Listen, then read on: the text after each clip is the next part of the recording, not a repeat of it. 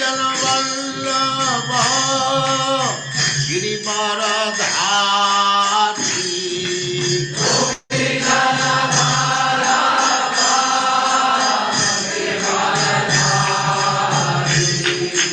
गोपी जन वल्लभ गिरिवरधारी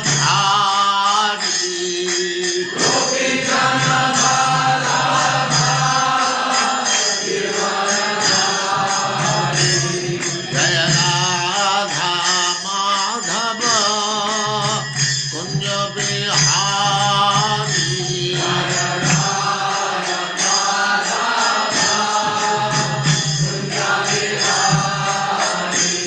जय राधा माधव कुंज बिहारी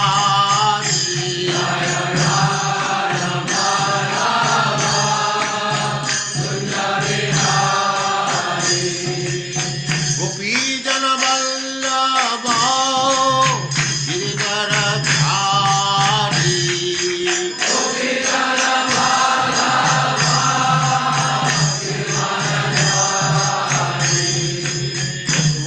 यशोदानंदन ब्रज जन रंजन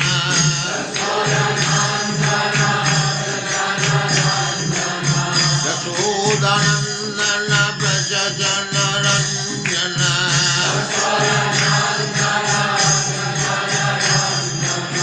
जमुना तीर वनचारी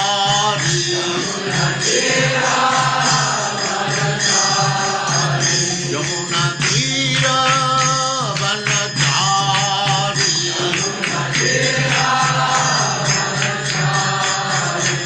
जय राधा माधव कुंज बिहारी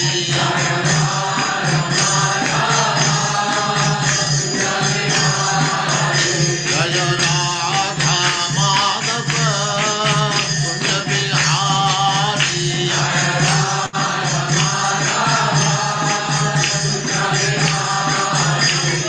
गोपी जन वल्लभ गिरिवरधारी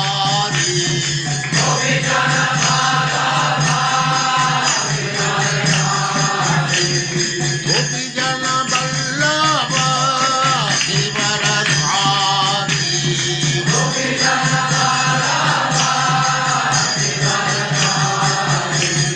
यशोदानंदन ब्रज जन रंजन यशोदानंदन ब्रज जन रंजन जमुना तीर वनचारी जय राधा माधव कुंज बिहारी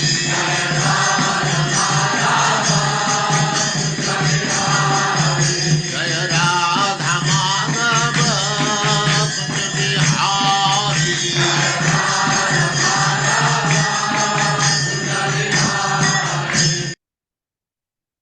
ओम नमो भगवते वासुदेवाय ओम नमो भगवते वासुदेवाय। ओम नमो भगवते वासुदेवाय ओम नमो ओम नमो भगवते वासुदेवाय। वासुदेवाय। ओम नमो भगवते वासुदेवाय ओम नमो ओम भगवते नमो भगवते वासुदेवाय। वासुदेवाय। नारायणं नमस्कृत्य नारायणं नारायणं नमस्कृत्य नमस्कृत्य नरं चैव नरोत्तमं नरं चैव नरं चैव नरोत्तमं नरोत्तमम् देवीं सरस्वतीं व्यासं देवीं देवीं सरस्वतीं सरस्वतीं व्यासं व्यासम् ततो जयमुदीरये ततो ततो जयमुदीरये। जयमुदीरये।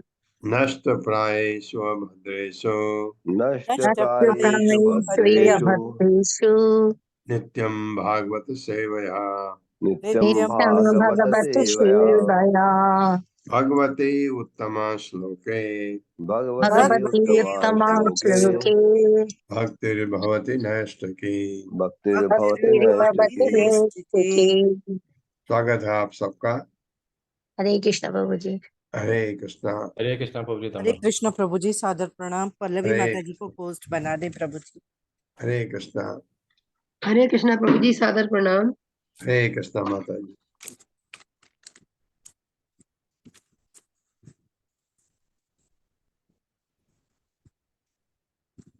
हरे कृष्णा, दंडवत प्रणाम प्रभु जी। हरे कृष्णा माता जी। 73वें श्लोक से आगे बढ़ते हैं। अर्थे ही अविद्यमाने अपि संस्कृति ही न निवर्तते ध्यायतो विषयानस्य स्वप्ने स्वप्ने अनर्थ आगमो यथा। मेरे साथ पढ़िए। अर्थे ही अविद्यमाने अपि अर्थे अर्थे विद्यमाने अपि संस्कृति ही न निवर्तते संशेति न निवर्तते ध्यायतो विषयानस्य ध्यायतो ध्यायो विषयानश्च स्वप्ने अनर्थ आगमो यथा। शब्दे अनर्थमयतमो यथा। शब्दार्थ है, अर्थ है इंद्र विषय ही निश्चय ही अविद्यमाने अनुपस्थित में अपि यद्यपि संस्कृति ही भौतिक संसार न कभी नहीं निवर्तते रुक जाता है ध्यायतः ध्यान करते हुए विषयाद इंद्र विषयों के बारे में अस्य जीव का स्वप्ने स्वप्न में अनर्थ अवांछित वस्तुओं का आगम प्राकट यथा। जिस प्रकार जब जीव स्वप्न देखता है, मेरे साथ जब पढ़िए, जब स्वप्न जीव देखता स्वप्न देखता है है तो वास्तव में तो वास्तव में इंद्र विषय उपस्थित नहीं रहते, इंद्रिय विषय इंद्रिय उपस्थित नहीं विषय रहते, उपस्थित नहीं रहते, किंतु इंद्र विषयों के साथ किंतु किंतु इंद्र इंद्र विषयों के विषय के साथ साथ मनुष्य का संपर्क होने से मनुष्यों का संपर्क होने से वे प्रकट हो जाते हैं। वे प्रकट हो जाते हैं। इसी प्रकार अविकसित इंद्रियों वाले जीव का इसी इसी प्रकार प्रकार अविकसित इंद्रियों वाले जीव का भौतिक रूप से भौतिक रूप से अस्तित्व समाप्त नहीं हो जाता, अस्तित्व समाप्त नहीं हो जाता, भले ही वे इंद्र विषयों के संपर्क में न हों। भले ही क्योंकि वो इंद्रिय विषय के संपर्क में न हो। ये बात बहुत समझने की है कि इंद्र विषय तब जैसे बचपन में है, इंद्र विषय से आपका अट्रैक्शन हो ही नहीं सकता, कुछ सब में नहीं, कुछ चीजों के लिए तो, लेकिन भौतिक अस्तित्व से उसका संपर्क खत्म नहीं होता, ये मतलब तात्पर्य। हरे कृष्ण हर्षा माता जी। हरे कृष्ण माता जी। हरे कृष्ण सभी को। शील प्रभुपाद की जय। शील प्रभुपाद द्वारा तात्पर्य। कभी कभी कहा जाता है कि बच्चा अबोध अर्थात निर्दोष है, इसलिए वह पूर्ण रूप से शुद्ध है, किंतु वास्तव में तथ्य यह नहीं है। कर्मों के प्रभाव जो कि सूक्ष्म शरीर में सुरक्षित रहते हैं, 3 कामग्रह अवस्थाओं बीज मूल, कूटस्थ अर्थात इच्छा तथा फलोन्मुख फटने के निकट में प्रकट होते हैं। प्रकट अवस्था प्रारब्ध पहले से कार्यशील कहलाती है। चेतन अथवा अचेतन अवस्था में सूक्ष्म अथवा स्थूल शरीर की क्रियाएं भले ही प्रकट न हो, किंतु ऐसी अवस्थाएं मुक्त नहीं कही जा सकती। शिशु भले ही अबोध हो, किंतु उसे मुक्तात्मा नहीं कहा जा सकता। प्रत्येक वस्तु आंतरिक आरक्षित रहती है और यथा समय प्रकट होती है। सूक्ष्म शरीर में किसी प्रकार के प्राकट्य के अभाव में भी इंद्रिय भोग के विषय कार्य कर सकते हैं। हमें ऊपर स्वप्न दोष का उल्लेख किया है, जिसमें भौतिक इंद्रियां भौतिक पदार्थों के प्रकट न होने पर भी कार्य करती हैं। भले ही सूक्ष्म शरीर में प्रकृति के तीनों गुण प्रकट न हो, किंतु इनका दूषण अर्थात कलमक्ष सुरक्षित रहता है और यथा समय प्रकट होता है। यदि सूक्ष्म तथा स्थूल शरीरों की प्रक्रियाएं नहीं भी प्रकट हो, तो भी मनुष्य भौतिक परिस्थितियों से मुक्त नहीं हो पाता। इसलिए यह कहना गलत है कि शिशु मुक्त आत्मा के समान निर्दोष होता है। हरे कृष्ण हम्म। प्रभु जी। एक चीज में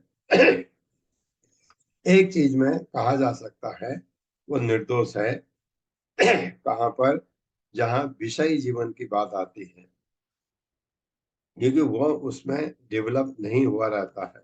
ये पहले भी वर्णन हुआ था। लेकिन वही बालक, इंद्र विषय खाली एक रूप थोड़ी है। इंद्र विषय तो शब्द है, इंद्र विषय तो स्वाद है। तो ये चीजें खत्म नहीं होती हैं वास्तव में उसमें। और जो चीजें अभी प्रकट नहीं है उसके बढ़ने के यथा समय वो आ जाती है। ये कहने का मतलब है। इसलिए ये कहा नहीं जा सकता कि शिशु मुक्तात्मा के समान निर्दोष होता है।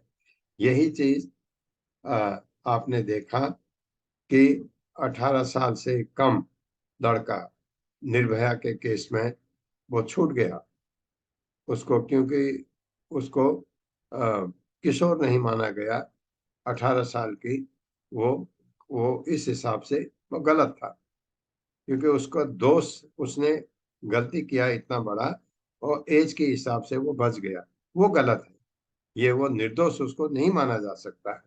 जबकि ये अब कानून कानून है, उसके लिए तो कोई कुछ नहीं कह सकते। लेकिन कानून के ऊपर अगर ये हो कि ये ऐसा जघन्य अपराध अगर करता है, वो भले ही 17 साल का हो 16 साल का हो, उसको सजा होनी चाहिए, क्योंकि वो ये इस चीज से वो मुक्त नहीं था। ये ये ये इसमें ये बात आती है। एवं पंचविधम लिंगम निवृत्त षोडश विस्तृतम एष चेतनया युक्तो जीव इति अभिधीयते। मेरे साथ। एवं पंचविधम लिंगम एवं पंचविधं लिंगम् त्रिविध षोडश विस्तृतम त्रिभिक्षोदशभिस्तृतम् विवित्सरसविस्तृतम् एष चेतनया युक्तो एष एष चेतनया चेतनया युक्तो युक्तो जीव इति अभिधीयते। जीव जीव इति इत्यभिधीयते। अभिधीयते। शब्दार्थ है एवं इस प्रकार पंच विधम, 5 इंद्रियों, इंद्र विषयों, लिंगम सूक्ष्म शरीर, त्रिवृत तीनों गुणों से प्रभावित, षोडश 16 विस्तृतम फैला हुआ, ऐसा यह चेतनया जीव के साथ युक्त जुड़ा हुआ, जीव बद्ध जीव इति इस प्रकार अभिधीयते माना जाता है। मेरे साथ पढ़िए। 5 इंद्र विषय, 5 इंद्रिय विषय, 5 कर्मेंद्रियां, 5 5 कर्मेंद्रियां, कर्मेंद्रियां, 5 ज्ञानेन्द्रियां 5 5 ज्ञानेन्द्रियां ज्ञानेन्द्रियां तथा मन, तथा मन। ये 16 भौतिक विस्तार हैं। ये ये 16 भौतिक 16 विस्तार भौतिक विस्तार है। ये सब जीव के साथ संयोजित रहते हैं हैं। ये सब ये जीव के सब साथ जीव के साथ संयोजित रहते हैं संयोजित रहते हैं और प्रकृति के तीनों गुणों द्वारा प्रभावित होते हैं। और प्रकृति और प्रकृति के तीनों गुणों द्वारा प्रभावित होते हैं। इस प्रकार बद्ध जीव के अस्तित्व को समझा जाता है। इस इस प्रकार बद्ध बद्ध जीव के अस्तित्व को समझा जाता है। तात्पर्य माता जी। हरे कृष्णा अत्रे माता जी। हरे कृष्ण तात्पर्य। श्रील प्रभुपाद की जय। श्रील प्रभुपाद के द्वारा श्रीमद् भगवत गीता 15.7 में भगवान कृष्ण श्री कृष्ण कहते हैं, ममी वंश जीवो लोके जीवो भूता सनातनहा मन षष्ठानीन्द्रियाणि प्रकृति स्थानि कर्षति। इस बद्ध जगत में सारे जीव मेरे ही शाश्वत भिन्न अंश है। बद्ध जीवन होने से वे मन समेत 6 इंद्रियों के साथ कथित संघर्ष करते रहते हैं। यहाँ इसकी भी व्याख्या हुई है कि जीव 16 भौतिक तत्वों के संपर्क आता है और भौतिक प्रकृति के तीनों गुणों से प्रभावित होता है। जीव तथा 16 तत्वों का ये समुच्चय मिलकर जीव भूत बताते हैं। जो बद्ध जीव है और प्रकृति के अंतर्गत तो कठिन संघर्ष करता है। सबसे पहले समग्र भौतिक जगत प्रकृति के तीनों गुणों से विक्षुब्ध होता है और ये जीव की जीवन अवस्थाएं बन जाते हैं। इसी प्रकार सूक्ष्म तथा स्थूल शरीर विकास करते हैं और पृथ्वी, जल, अग्नि, वायु, आकाश इत्यादि अवयव स्वरूप रहते हैं। श्री माधवाचार्य के अनुसार जब चेतना, जो हृदय की जीवन शक्ति है, भौतिक प्रकृति के तीनों गुणों द्वारा विक्षिप्त होती है, तब जीव के सूक्ष्म शरीर के लिए भौतिक अवस्था में कार्य करना संभव होता है, जो मन, इंद्रियों, पदार्थों, 5 ज्ञानेंद्रिया तथा 5 कर्मेंद्रियों से युक्त होता है। हरे कृष्ण। हरे कृष्ण। ये विशुद्ध का मतलब होता है एजिटेट होना, एजिटेट। प्रकृति के तीनों गुणों द्वारा एजिटेट होता है, तब जीव का सूक्ष्म शरीर तब और सूक्ष्म शरीर भौतिक अवस्था में कार्य करने के लिए संभव होता है। ये तब वो उकसाते हैं प्रकृति के 3 गुण। अनेन पुरुषो देहान उपादत्ते विमुंचति हर्षम शोकम भयम दुखम सुखम च अनेन विन्दति। मेरे साथ, अनेन पुरुषो देहान अनेन पुरुषो अनेन पुरुषो देहान् देहान् उपादत्ते विमुंचति उपादत्ते विमुञ्चति विमुञ्चति हर्षम शोकम भयम दुखम हर्षं हर्षं शोकं शोकं भयं भयं दुःखं दुःखं सुखम च अनेन विन्दति। सुखं सुखं च चानेन न विन्दति। विन्दति। शब्दार्थ है अनेन, इस विधि से पुरुषः जीव देहान स्थूल शरीरों को उपादत्ते प्राप्त करता है, विमुंचति त्यागता है, हर्षम प्रसन्नता, शोकम शोक, भयम भय डर, दुखम दुख, सुखम सुख च भी अनेन स्थूल शरीर से विन्दति विन्दति भोगता है। मेरे साथ पढ़िए, सूक्ष्म शरीर की क्रियाओं से सूक्ष्म शरीर सूक्ष्म की क्रियाओं शरीर की से क्रियाओं से जीव स्थूल शरीर को विकसित करता जीव स्थूल जीव शरीर स्थूल शरीर को शरीर को विकसित विकसित करता करता और त्यागता रहता है। और और त्यागता रहता है। त्यागता रहता है। यह आत्मा का देहांतरण कहलाता है। ये आत्मा का यह देहांतरण आत्मदेहांतरण कहलाता है। इस प्रकार आत्मा विभिन्न प्रकार के इस प्रकार आत्मा विभिन्न प्रकार के हर्ष, शोक, हर्ष, शोक, भय, सुख तथा दुख का अनुभव करता है। है, सुख भय, तथा सुख दुख का तथा अनुभव दुख करता का है। अनुभव करता है। तात्पर्य मामले, हरे कृष्णा सुभद्रा माता जी। हरे कृष्णा, दंडवत प्रणाम। तात्पर्य शिला प्रभुपाद द्वारा, शिला प्रभुपाद की जय।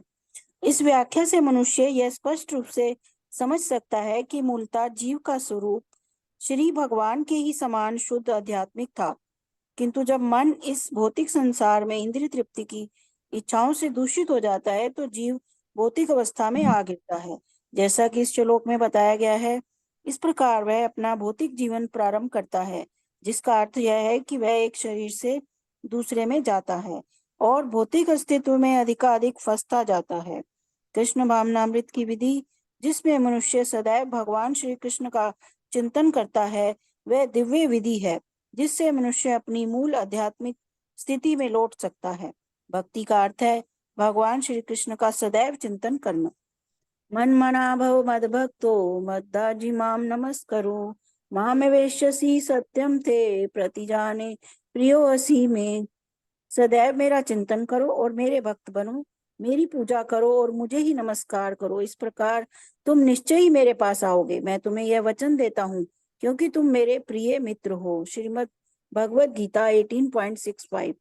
मनुष्य को सदैव श्री भगवान की भक्ति में सेवा में संलग्न रहना चाहिए, जैसा कि अर्चन मार्ग में संस्तुत है। मनुष्य को चाहिए कि मंदिर में श्री विग्रह की पूजा करे और गुरु तथा श्री विग्रह को निरंतर नमस्कार करे। ये विधियां उन लोगों के लिए हैं जो वास्तव में भौतिक बंधन से मुक्त होना चाहते हैं। आधुनिक मनोवैज्ञानिक मन की क्रियाओं, चिंतन, अनुभव तथा कामना का अध्ययन कर सकते हैं, किंतु वे गहराई तक नहीं जा पाते। यह उनके ज्ञान के अभाव तथा किसी मुक्त आचार्य की संगति न होने के कारण है, जैसा कि श्रीमद् भगवद गीता 4.2 में कहा गया है। एवं परंपरा प्राप्तम इमं राजश्रियो विदु सा कालिने महता योगो नष्टा परम तप। इस प्रकार गुरु शिष्य परंपरा द्वारा यह परम ज्ञान प्राप्त किया गया और राज ऋषियों ने इसे इस विधि से जाना, किंतु कालक्रम में यह परंपरा खंडित हो गई, जिससे यह विज्ञान यथार्थ रूप में लुप्त हो गया प्रतीत होता है। तथाकथित मनोवैज्ञानिकों एवं दार्शनिकों के पथ प्रदर्शन में आधुनिक युग के लोग सूक्ष्म शरीर के कार्यों से अपरिचित हैं, अतः वे आत्मा के देहांतर का अभिप्राय नहीं समझ पाते। ऐसे विषयों में हमें श्रीमद् भगवद गीता 2.13 प्रमाणिक कथनों को स्वीकार करना चाहिए। देहिनोऽस्मिन् यथा देहे कौमारं यौवनं जरा तथा देहांतर प्राप्तिर्धीरस्तत्र न मुह्यति। जिस प्रकार बद्ध आत्मा को इस देह में क्रम से कुमारावस्था, यौवन तथा वृद्धावस्था की प्राप्ति होती है, उसी तरह मृत्यु होने पर उसे अन्य देह की प्राप्ति होती है। स्वरूप सिद्ध धीर पुरुष ऐसे परिवर्तन से सम्मोहित नहीं होता। जब तक सारा मानव समाज श्रीमद् भगवद गीता के इस महत्वपूर्ण श्लोक को नहीं समझ लेता, तब तक सभ्यता ज्ञान की ओर नहीं अपितु अज्ञान की दिशा में आगे बढ़ती जाएगी। हरे कृष्णा प्रभु, हरे कृष्णा माता। बहुत अच्छा कहा है कि ये जब तक नहीं समझेंगे तो हम ज्ञान से बहुत दूर हैं। देहिनो अस्मिन् यथा देहे कौमारं यौवनं जरा तथा देहांतर प्राप्ते धीरस्तत्र न मुह्यति। ये आप देखिए, आप पैदा होते हैं, बड़े होते हैं और एडल्ट होते हैं, बुढ़ापे में आते हैं और उसके बाद लुढ़क जाते हैं। तो ये ऐसा फिर आप दूसरा शरीर पाते हैं। यह देख करके ये तो है काफी विस्मय की बात है, बड़ी विचित्र बात लगती है कि हम फिर जन्म लेते हैं, फिर फंसते हैं ऐसे करके। लेकिन धीरस्तत्र न मुह्यति, जो धीर व्यक्ति है, जो इन चीजों को समझ चुका है, वो इससे विचलित नहीं होता। धीरस्तत्र न मुह्यति, ये हमारे जो अब आपको पता लग रहा है सूक्ष्म शरीर कितना खतरनाक है हमारे लिए, क्योंकि सूक्ष्म शरीर कैसा है, हमारी इच्छाएं अनंत हैं, अनंत हो नहीं पाते इतना, वो लेके जाता है उसको, वो हमारी इच्छाओं को। तो हमारी इच्छाएं होनी ही नहीं चाहिए। अगर इच्छाएं खत्म हो गई, आपकी भगवान की भक्ति में लग गए, तो आपको फिर धीरस्तत्र न मुह्यति, ये परिस्थिति में आज जब पहुंच जाते हैं तो आपका सूक्ष्म शरीर धीरे धीरे गलने लगता है, फिर सूक्ष्म शरीर रहा ही नहीं। भक्ति भगवान के चरणों में आपने न्यौछावर कर दिया, अपने को समर्पित कर दिया, सूक्ष्म शरीर भाग के कहीं चला गया और क्या रह गया, खाली आपकी आत्मा। और आत्मा का स्थान कहाँ है, वैकुंठ। ये बात है। यथा तृण जलुकेयम, जलु का एयम भी पढ़ सकते हैं इसको, नाप नापयाति न, हाँ सॉरी, न अपयाति अपयाति च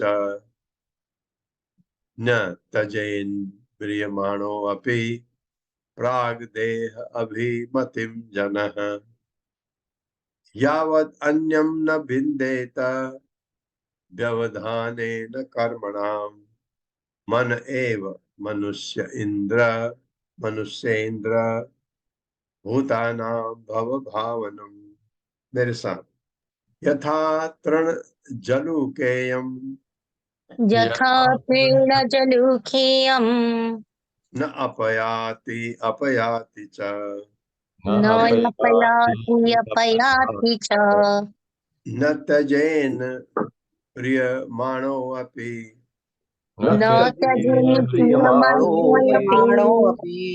हाँ, इसको हम न त्यजेत भी पढ़ सकते हैं, न त्यजेत प्रियमाणो अपि न त्यजेत् प्रियमाणोऽपि प्राग देह अभिमतिम जनः प्राग्देहायभिमते जनः यावत् अन्यम न भिन्देत यावत् अन्नं न विन्देत व्यवधानेन कर्मणाम् व्यवधानेन व्यवधानेन कर्मणाम् कर्मणाम् मन एव मनुष्येन्द्र मन मनमेव एव मनुष्येन्द्र भूतानां भवभावनम् भूतानं भवभावनम् यथा जिस प्रकार तृण जलुका एक प्रकार का कीट, एवं यह न अपयाति जाति नहीं है, अपयाति जाति है, च भी न नहीं त्यजे त्याग देता है, प्रियमाणः मरण प्राय अभी भी प्राग पूर्व देह शरीर के साथ अभिमतिम पहचान जनः व्यक्ति यावत जब तक अन्यम दूसरा न नहीं विंदेत प्राप्त करता है व्यवधान न रुकने से कर्मणाम कर्मों का मन एवं निश्चय ही मनुष्य इंद्र हे मनुष्यों के शासक भूतानाम समस्त जीवों का भव संसार का भावनम कारण। इल्ली कीट विशेष कोई कीड़ा होता है, एक पत्ती को छोड़ने से पहले दूसरी पत्ती को पकड़कर एक पत्ती इल्ली एक पत्ती को छोड़ने से पहले दूसरी पत्ती को पकड़कर पकड़कर एक से दूसरी पत्ती में जाती है, एक से दूसरी एक पत्ती से में दूसरी जाती है। पत्ती में जाते हैं। इसी प्रकार जीव को इसी प्रकार प्रकार जीव को अपना शरीर त्यागने के पूर्व अपना अपना शरीर शरीर त्यागने के त्यागने पूर्व के पूर्व अपने पूर्व कर्म के अनुसार अपने अपने पूर्व पूर्व कर्म के कर्म के अनुसार अनुसार अन्य शरीर को ग्रहण करना होता है। अन्य शरीर को अन्य ग्रहण करना शरीर को होता है। ग्रहण करना होता है। इसका कारण यह है कि इसका इसका कारण ये है कारण यह है कि मन सभी प्रकार की इच्छाओं का आगार यानी भंडार है। मन सभी प्रकार की इच्छाओं का आगार यानी भंडार है।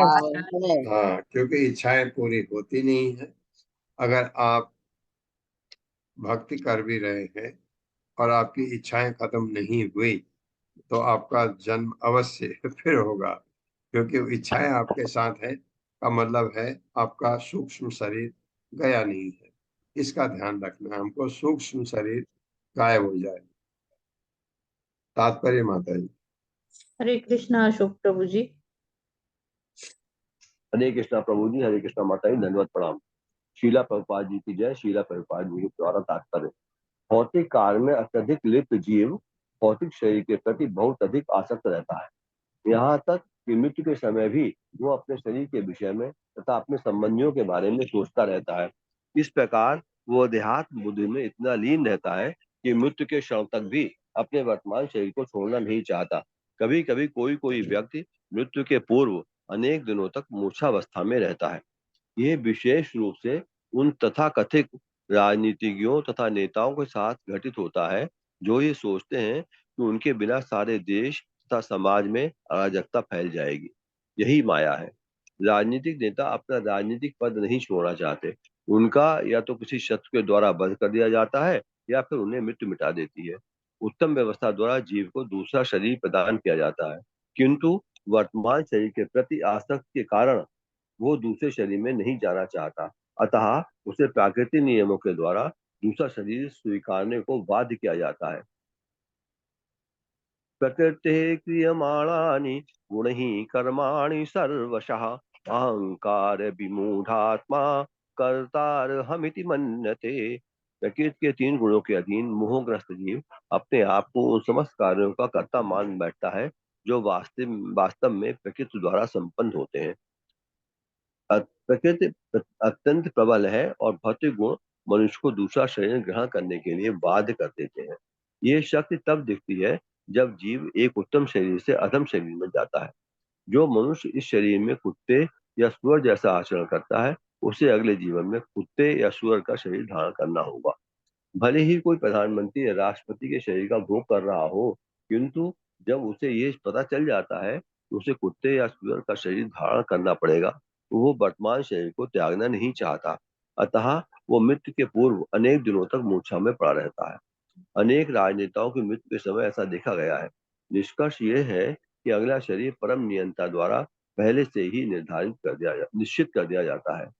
जीव तुरंत ही वर्तमान शरीर को छोड़कर दूसरे में प्रवेश कर जाता है। कभी कभी जीव अनुभव करता है कि वर्तमान शरीर की उसकी अनेक इच्छाएं पूरी नहीं हो पाई। जो अपने जीवन के प्रति अत्यधिक आसक्त होते हैं उन्हें प्रेत शरीर में रहना पड़ता है और दूसरा स्थूल शरीर धारण करने को नहीं मिलता। यहाँ तक कि प्रेत शरीर में भी वे अपने पड़ोसियों तथा संबंधियों को तंग करते रहते हैं। ऐसी स्थिति का मुख्य कारण मन है। मन के अनुसार विभिन्न प्रकार के शरीर उत्पन्न होते हैं और जीव को उन्हें उन्हें ग्रहण करना पड़ता है, जिसकी पुष्टि भगवत गीता 8.6 में हुई है। यम यम वापि स्मरन् भावम त्यजन्ते कलेवरम तम तमेवैत कौन्तेय तदा तद्भाव भावितः। शरीर छोड़ते समय मनुष्य जैसी अवस्था का स्मरण करता है उसे वो निश्चित रूप से वही प्राप्त करता है। अपने शरीर तथा मन में मनुष्य चाहे कुत्ते की तरह या ईश्वर की तरह सोच सकता है और उसे अगला जीवन उसी के अनुसार मिलता है। उसकी इसकी व्याख्या भगवत गीता में की गई है। पुरुषः प्रकृतिस्थो हि भुंक्ते प्रकृतिजान् गुणान् कारणम गुण संगोष्ठ संसद्यो निजन्मसु। प्रकृति में स्थित जीवात्मा प्रकृति से उत्पन्न तीनों गुणों का भोग करते हुए जीवन शैली अपनाता है। गुणों का यही संग जीवात्मा के उत्तम अधम योनियों में जगता है। जीव भौतिक गुणों के संग के अनुसार ही उत्तम या अधम शरीर में देहांतर करता है। यदि वो तमोगुणों का साथ करता है तो उसे पशु या अधम व्यक्ति का शरीर प्राप्त होता है, किंतु यदि वो सतो या रजोगुण का साथ करता है तो उसे तदनुसार शरीर प्राप्त होता है। इसकी पुष्टि भगवत गीता में भी हुई है। ऊर्ध्वं गच्छन्ति सत्त्वस्था मध्ये तिष्ठन्ति राजसाः जगन्य गुण वृत्तिस्था अतो गच्छन्ति तामसाः। जो लोग सतोगुणी हैं वे क्रमशः उच्च लोकों को जाते हैं, जो रजोगुणी हैं वे पृथ्वी लोक पर रह पाते हैं, किंतु जो तमोगुणी हैं उनका नरक लोकों को अधोपतन होता है। संगत का मूल कारण मन है। ये महान कृष्ण भावनामृत आंदोलन मानव समाज के लिए वरदान है, क्योंकि भक्त के द्वारा ये सबों को कृष्ण के विषय में निरंतर चिंतन करने की शिक्षा देता है। इस प्रकार जीवन के अंत में मनुष्य कृष्ण की संगत को प्राप्त होता है। ये नित्य लीला प्रविष्ट अर्थात गोलोक वृंदावन में प्रविष्ट कहलाता है। भगवत गीता का कथन है, भक्त्या मामभिजानाति यावान्यश्चास्मि तत्त्वतः ततो माम तत्त्वतो ज्ञात्वा विशते तदनंतरम। केवल भक्त के द्वारा भगवान के सही रूप को समझा जा सकता है। जब कोई ऐसी भक्ति से परमेश्वर का पूर्ण बोध प्राप्त कर लेता है तो वो भगवान के धाम में प्रविष्ट हो सकता है। कृष्ण भक्ति में मन के पूर्ण रूप से लीन होने पर मनुष्य गोलोक वृंदावन नामक लोक में प्रवेश कर सकता है। भगवान की संगत को प्राप्त करने के लिए कृष्ण को समझना आवश्यक है। कृष्ण को समझने की विधि भक्ति कहलाती है। कृष्ण के स्वरूप को समझ लेने पर मनुष्य कृष्ण लोक में प्रवेश करने और उनकी संगत करने का पात्र बन जाता है। ऐसे प्रतिष्ठित पद का कारण मन है। मन से ही मनुष्यों को कुत्तों तथा सुअरों जैसे शरीर प्राप्त हो सकते हैं। अतः मन को कृष्ण भक्ति में लीन रखना मानव जीवन की महानतम सिद्धि है। हरे कृष्ण प्रभु जी, हरे कृष्ण माता जी, हरे दंडवत कृष्ण। प्रणाम। बड़ा बड़ा अटपटा लगता है। एक तो आपका प्रारब्ध है, कैसे गुण लेके आते हैं। प्रकृति के 3 गुण बहुत ज्यादा इन्फ्लुएंस करते हैं और उनका प्रभाव रहता है। और अगर मैं तमोगुण लेके आया हूं तो मेरा कर्म तो सब गड़बड़ी होंगे, तो मेरा उद्धार कैसे हो सकता है। ये बात जो प्रभुपाद लिख रहे हैं कि कृष्ण भावनामृत में आ जाओ तो तुम्हारा जीवन सफल हो जाएगा। लेकिन मुझ में तो तमोगुण है, मैं तो ऐसे लोगों की संगति करूंगा। ये हाँ, कब ऐसा संभव है कि कोई मित्र मिल जाए जो भक्त से मिला दे। भक्त से अगर आप मिलते हैं, आपके सारे तमोगुण उससे बात करके, उससे मिलके वो तमोगुण सम्मित हो जाते हैं। नहीं तो फिर नहीं तो जो होना है वो तो होगा, क्योंकि मैं तमोगुण लेके आया हूं, मैं तो तमोगुण ही रहूंगा। मेरा कल्याण तो हो ही नहीं सकता। हो सकता है बशर्ते मुझे साधु मिल जाए, भगवान का भक्त मिल जाए, या भक्त तो आपको बहुत कम होते हैं मिलने, कोई मित्र मिल जाए ऐसा जो भक्त से मिला दे। ये आपका जीवन बिल्कुल बदल सकता है। क्योंकि किसी को भी एक चीज तो रहती है, गलत काम करने में किसी का भी हमेशा मन नहीं लगता। कभी कभी उसको भी लगता है मैं क्या कर रहा हूँ ये, लेकिन तमोगुणी है, कम लगता है उसको।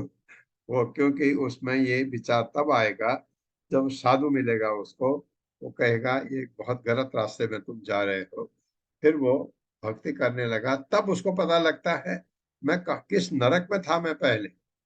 ये बात है। तो ये सब के लिए, ऐसा परिवर्तन लाने के लिए साधु संग बहुत जरूरी है। भगवान के भक्तों का संग बहुत ही जरूरी है। यदा यदा अक्षय चरितान ध्यायन कर्माणि अचिनुते असकृत सति कर्मणि अविद्यायाम बंधः कर्मणि अनात्मनः। मेरे साथ पढ़िए। यदा अक्षय चरितान ध्यायन यदा यदा यक्षं चरितं ध्यायन् कर्माणि अचिनुते असकृत कर्माणि चिन्नुते न सकृत् सति कर्मणि अविद्यायाम सति कर्मणि अविद्यायाम् बंधः कर्मणि अनात्मनः। बन्ध कर्मणि ननात्मनः। शब्दार्थ है यदा, जब अक्षय इंद्रियों द्वारा चरितान भोगे गए सुख ध्यान चिंतन करते हुए कर्माणि कर्म अनि आचिनुते करता है असकृत सदैव सति कर्मणि जब भौतिक व्यापार होते रहते हैं अविद्यायाम मोहवश बंधन कर्मणि कर्म में पुनः भौतिक शरीर का। जब तक हम इंद्रिय सुखों का भोग करना चाहते हैं जब तक हम जब तक हम इंद्रिय सुखों का भोग करना चाहते हैं तब तक हम भौतिक कार्यों की सृष्टि करते रहते हैं। तब तक हम भौतिक कार्यों की सृष्टि करते हैं। जब जीव भौतिक क्षेत्र में कर्म करता है जब जब जीव ये भौतिक क्षेत्र में कर्म करता है तो वह इंद्रियों को भोगता है।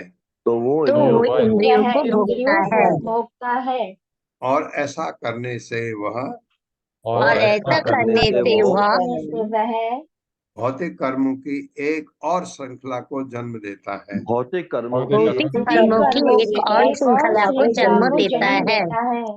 इस प्रकार जीवात्मा बद्ध आत्मा के रूप में जकड़ जाता है। इस प्रकार इस प्रकार जीवात्मा बद्ध आत्मा के रूप में जकड़ जाता है। ये बिल्कुल सही बात है। इंद्रिय को भोगने के लिए हम एक और कर्म में बच जाते हैं। इंद्रियों का जब भोग करते हैं, कोई भी, आप सुनने के लिए, देखने के लिए, सूंघने के लिए, स्वाद के लिए, स्पर्श के लिए, जो 5 है ना ज्ञान इंद्रिया, 5 इंद्रिय विषय, और इसमें कोई भी चीज में आप लिप्त होते हैं, एक कर्म आपने और ऐसा पैदा कर दिया जिससे आपका भौतिक बंधन पक्का है, भौतिक बंधन और गाढ़ा हो गया। तो हम बद्ध होते जाते हैं। बद्ध तो हम थे ही, और बद्ध हो जाते हैं जब हम इंद्रिय भोग करते हैं। तो तात्पर्य माता जी। हरे कृष्णा लीना दवे माता जी। हरे कृष्णा प्रभु जी, दंडवत प्रणाम। हरे कृष्णा माता जी। तात्पर्य श्रील प्रभुपाद जी के द्वारा। श्रील प्रभुपाद की जय।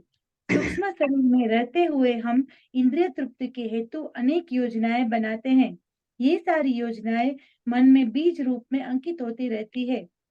बद्ध जीवन में जीव एक के बाद एक अनेक शरीरों की श्रृंखला को जन्म देता है। यह कर्म बंधन कहलाता है। जैसा कि भगवत गीता में कहा गया है, यज्ञार्थात् कर्मणो न्यत्र लोकोयम कर्म बंधनः। यदि हम विष्णु को प्रसन्न करने के लिए ही कर्म करते हैं तो भौतिक कर्म के कारण बंधन नहीं होता, किंतु यदि हम ऐसा नहीं करते तो हम एक एक करके भौतिक कर्मों में बंधते जाते हैं। ऐसी दशा में यह मान लेना होगा कि चिंतन, अनुभव तथा इच्छा से हम भावी भौतिक शरीरों की सृष्टि करते रहते हैं। भक्ति विनोद ठाकुर के शब्दों में अनादि कर्म फले बड़ी भवार भवार नव चले। जीव अपने पुराने भौतिक कर्मों के कारण कर्म बंधन के सागर में गिर जाता है। इस तरह भौतिक कर्म के समुद्र में गोता लगाने की बजाय हमें केवल जीवन निर्वाह के लिए भौतिक कर्म करना चाहिए। शेष समय भगवान की दिव्य प्रेमा भक्ति में लगाना चाहिए। इस प्रकार कर्म के फल से उबरा जा सकता है। हरे कृष्ण। हरे कृष्णा माता जी, धन्यवाद।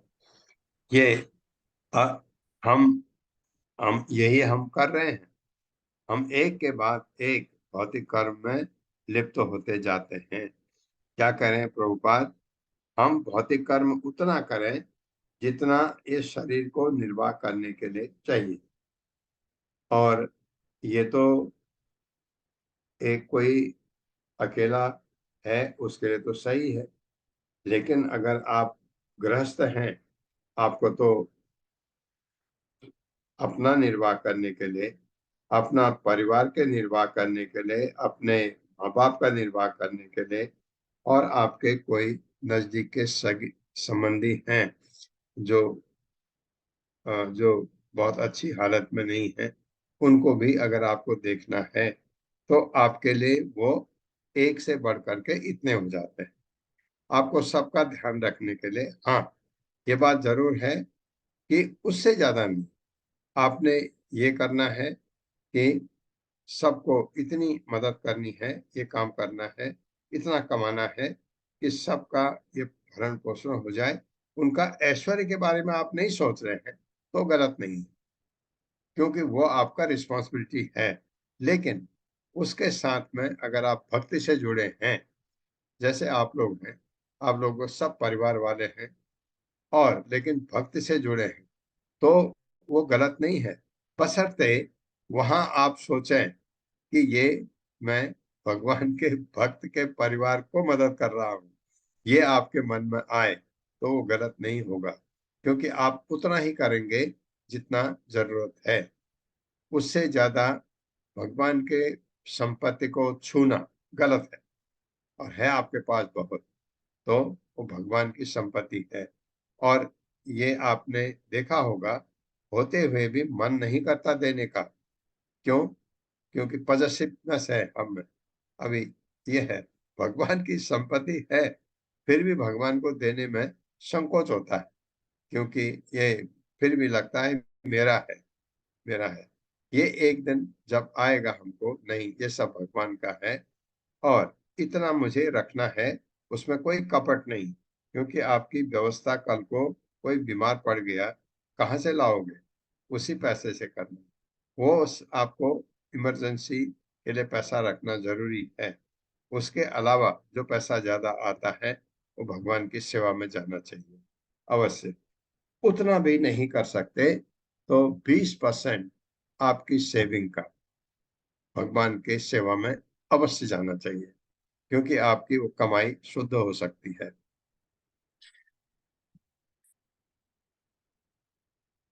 अतः तद अपवाद अर्थम भज सर्वात्मना हरिम पश्यन् तद आत्मकम विश्वम स्थिति उत्पत्ति स्थिति उत्पत्ति अप्ययायतः।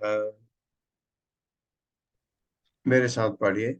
अतः तद अपवाद अर्थम अतः तदपवादार्थं भज सर्वात्मना हरिम भज सर्वात्मना हरिम् पश्यन् तद आत्मकं विश्वम पश्यन्तदात्मकं विश्वम् स्थिति उत्पत्ति अप्ययायतः। स्थिति उत्पत्त्यपयायतः। शब्दार्थ है अतः अतएव तत् उस अपवाद अर्थम छुटकारा पाने के लिए भज भक्ति में लगो सर्व आत्मना अपनी सारी इंद्रियों सहित भक्ति में लगाओ हरिम भगवान को पश्चन देखते हुए तत् भगवान का आत्मकम बस में विश्वम दृश्य जगत स्थिति पालन उत्पत्ति दृश्य अप्यय तथा संहार यतः जिससे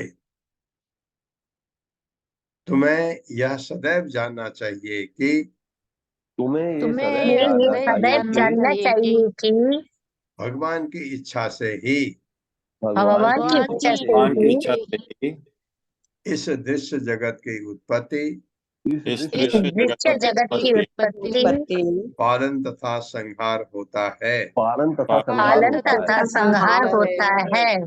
फलतः इस दृश्य जगत के फलतः इस जगत दृश्य जगत के अंतर्गत सारी वस्तुएं अंतर्गत सारी वस्तुएं भगवान के अधीन हैं। भगवान के के अधीन है। इस पूर्ण ज्ञान से प्रकाश प्राप्त करने के लिए इस पूर्ण ज्ञान पूर्ण से ज्ञान से प्रकाश करने के लिए मनुष्य को सदैव मनुष्य को सदैव भगवत भक्ति में लगे रहना चाहिए। भगवत भक्ति में लगे रहना चाहिए। हाँ, ये नारद बता रहे हैं प्राचीन परिषद को। तुम्हें जानना चाहिए कि भगवान की इच्छा से ही इस जगत की सृष्टि होती है, पालन होता है, संहार होता है। आपको एक छूट मिलती है बीच में, इतना तुम क्या करना चाहते हो, उसका दुरुपयोग किया हमने और भुगत रहे हैं कष्ट। तात्पर्य माता जी। हरे कृष्णा कामिनी अग्रवाल माता जी। हरे कृष्ण माता जी। हरे कृष्ण प्रभु जी। हाँ, पढ़िए। सादर प्रणाम। तात्पर्य शील प्रभुपाद जी के द्वारा शील प्रभुपाद जी की जय। भौतिक अवस्था में आत्म साक्षात्कार अथवा अपने को ब्रह्म या आत्मा मानना अत्यंत कठिन है, किंतु यदि हम भगवत भक्ति अपना लेते हैं तो भगवान शनैः शनैः स्वयं को प्रकट करते हैं। इस प्रकार प्रगतिशील भक्त को धीरे धीरे अपनी आध्यात्मिक स्थिति का पता चल जाता है।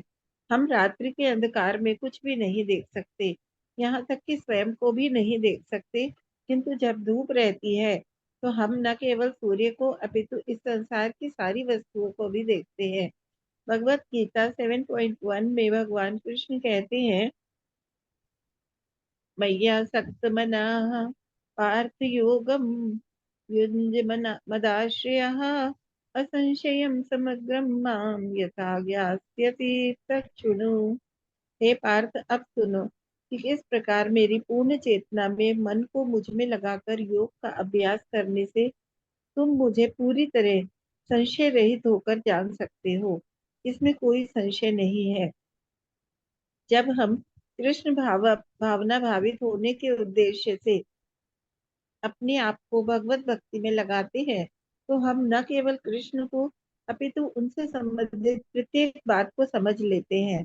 दूसरे शब्दों में कृष्ण चेतना द्वारा न केवल कृष्ण तथा दृश्य जगत को अपितु अपनी स्वाभाविक स्थिति को भी समझा जा सकता है। कृष्ण चेतना में रहकर हम ये समझ सकते हैं, इस सृष्टि की उत्पत्ति, इसका पालन तथा इसका संहार भगवान के द्वारा होता है। हम भी भगवान के भिन्न अंश हैं, उन्हीं के नियंत्रण में सारी वस्तुएं हैं। अतः हमारा एकमात्र कर्तव्य है कि हम परमेश्वर की शरण में जाएं और उनकी दिव्य प्रेम पूर्ण सेवा में लग जाएं। लग हरे जाए। कृष्ण प्रभु जी। सादर प्रणाम। हाँ, माता जी ये धन्यवाद। मनुष्य के रूप में आए हैं तो हमारा कर्तव्य है भगवान की सेवा करना। अवश्य भगवत भक्ति में आप लोग लगे हैं, ये बहुत बड़ी बात है। ये बताया गया कि हमारा मुख्य मनुष्य रूप में आने से सबसे पहला कर्तव्य है भगवान की भक्ति करना, उनको खुश करके रखना। मैत्रेय वाचा भागवतम भागवत मुख्यो भगवान नारदो हंस यो गतिम प्रदर्श्य हि अमुम अमुम आमंत्र्य सिद्ध लोकम ततो अगमत। मेरे साथ मैत्रेय वाचा वाचा भागवत मुख्यो भगवान भगवत मुख भगवान नारदो हंसयो गतिम नारदो हंसयोर्गतिम् प्रदर्श्य हि अमुम आमंत्र प्रदर्श्य हि अमुममन्त्य सिद्धलोकम ततो अगमत्। सिद्धलोकं ततो यगमत्। शब्दार्थ है, मैत्रेय वाचा, मैत्रेय ने कहा, भागवत भक्तों का मुख्य प्रमुख भगवान अत्यंत शक्तिमान नारद, नारद मुनि, हंसयो जीव तथा मनुष्य भगवान की गतिम स्वाभाविक स्थिति प्रदर्श दिखलाकर ही निश्चय ही अमुम उस राजा को आमंत्रित बुलाकर सिद्ध लोकम सिद्ध लोक को तथा तत्पश्चात अगमत चला गया, नारद चले गए। ये बता रहे हैं मैत्रेय मुनि। मैत्रेय ऋषि ने कहा, मैत्रेय ऋषि ने कहा, महान संत तथा परम भक्त नारद ने महान महान संत संत तथा तथा परम परम भक्त भक्त नारद ने इस प्रकार राजा प्राचीन बरही के समक्ष इस इस प्रकार प्रकार राजा प्राचीन बरही के समक्ष भगवान तथा जीव की भगवान तथा जीव की स्वाभाविक स्थिति की व्याख्या प्रस्तुत की। स्वाभाविक स्थिति की व्याख्या प्रस्तुत की। राजा को आमंत्रित करते हुए राजा को आमंत्रित करते हुए नारद मुनि नारद मुनि सिद्ध लोक को वापस चले गए। सिद्ध लोक को वापस चले गए। तात्पर्य। हरे कृष्णा सुशील गुप्ता प्रभु जी। हरे कृष्णा प्रभु जी, हरे कृष्णा माता जी, दंडवत प्रणाम। तात्पर्य श्रील प्रभुपाद द्वारा श्रील प्रभुपाद की जय। सिद्ध लोक तथा ब्रह्मलोक एक ही ग्रह मंडल के भीतर हैं। ब्रह्मलोक इस ब्रह्मांड में सबसे ऊपर स्थित ग्रह समझा जाता है और सिद्ध लोक इसका उपग्रह है। सिद्ध लोक के सभी निवासी योग शक्ति से संपन्न होते हैं। इस श्लोक से प्रतीत होता है कि नारद मुनि सिद्ध लोक के निवासी हैं, यद्यपि वे सभी लोकों में विचरण करते रहते हैं। सिद्ध लोक के सभी निवासी अंतरिक्ष पुरुष हैं और वे बिना किसी यंत्र के अंतरिक्ष में विचरण कर सकते हैं। सिद्ध लोक के निवासी मात्र अपनी यौगिक सिद्धि के बल पर एक लोक से दूसरे लोक की यात्रा कर सकते हैं। महान राजा प्राचीन बहिर्सत को उपदेश देने के बाद श्री नारद मुनि सिद्ध लोक को चले गए और राजा को सिद्ध लोक का आमंत्रण देते गए। हरे कृष्णा प्रभु जी, हरे कृष्णा। सिद्ध लोक का आमंत्रण देते हुए चले गए। इतना ज्ञान दे गए नारद हम सबको। कहा, अरे पुरंजन, अरे पुरंजनी, छोड़ो ये सब चीजें, भगवान की भक्ति में लगो। प्राचीन बरही राजर्षि ही प्रजा सर्ग अभिरक्षणे आदिश्य पुत्रान अगमत तपसे कपिल आश्रमम। मेरे साथ अब क्या किया प्राचीन बरही ने, सुनिए। प्राचीन बरही राजर्षि ही प्राचीन बरही राजर्षि ही प्रजा सर्ग अभिरक्षणे प्रजा सर्ग अभिरक्षणे आदिश्य पुत्रान अगमत आदिश्य पुत्रान अगमत तपसे कपिल आश्रमम। तपसे कपिलाश्रमम। शब्दार्थ। प्राचीन बरही राजा प्राचीन बरही राज ऋषि ही साधु राजा प्रजा सर्ग नागरिकों का समूह अभिरक्षण रक्षा करने के लिए आदेश देकर पुत्रान अपने पुत्रों को अगमत प्रस्थान किया। तब से तपस्या के लिए कपिल आश्रम नामक तीर्थ स्थल को रुका नहीं। बच्चों को, बेटों को, कौन बेटे, प्रचेताद है ना उनके बेटे। मेरे साथ बोले, अपने मंत्रियों की उपस्थिति में अपने मंत्रियों की उपस्थिति में राजर्षि प्राचीन बरही ने राजा प्राचीन बरही ने अपने पुत्रों को नागरिकों की रक्षा करने के लिए आदेश छोड़ा। नागरिकों की रक्षा करने के लिए आदेश छोड़ा। तब उन्होंने घर छोड़ दिया और तपस्या हेतु कपिल आश्रम नामक तीर्थ स्थान के लिए प्रस्थान किया। कपिलाश्रम नामक स्थान के लिए प्रस्थान किया। तात्पर्य। हरे कृष्णा पूनम अखिलेश कुमार माता जी। हरे कृष्णा माता जी, हरे कृष्णा प्रभु जी, दंडवत प्रणाम। तात्पर्य श्रील प्रभुपाद जी के द्वारा श्रील प्रभुपाद जी की जय। इस श्लोक में प्रजा सर्ग शब्द अत्यंत महत्वपूर्ण है। जब राजर्षि प्राचीन बरही को नारद मुनि ने गृह त्याग करने तथा भगवत भक्ति करने की दीक्षा दी, तब तक उसके पुत्र जल में तपस्या करके नहीं लौटे थे, किंतु उसने उनके वापस आने की प्रतीक्षा नहीं की, अपितु यह संदेश देते गए कि वे प्रजा की रक्षा करें।